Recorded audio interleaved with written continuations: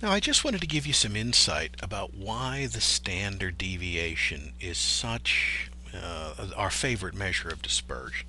And to do that, I've got to look at something known as the empirical rule.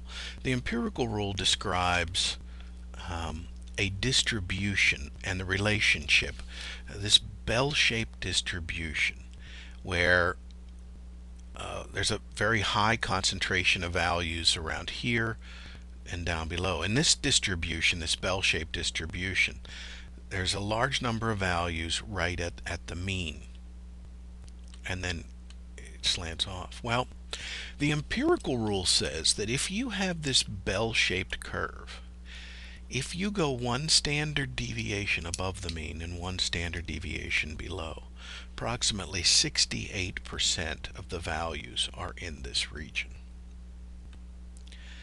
For example, let's say we have something with a mean of 80 and a standard deviation of 15.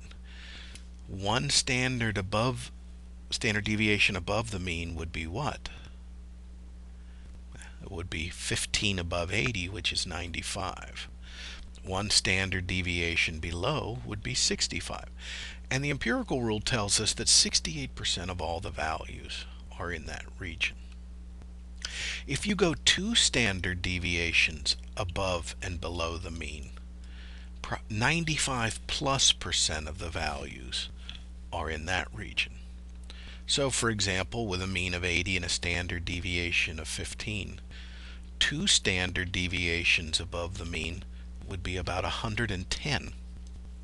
30 and 50 would be the lower boundary.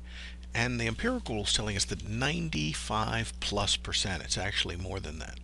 Now, later on in this course, I'll be teaching you where this 95% comes from.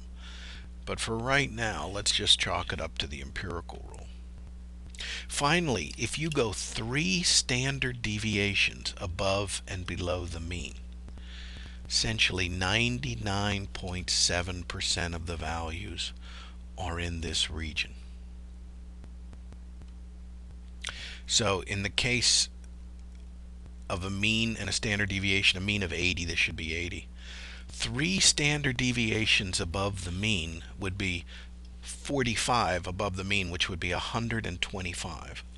Three standard deviations below the mean would be 45 below, which would be a value of 35.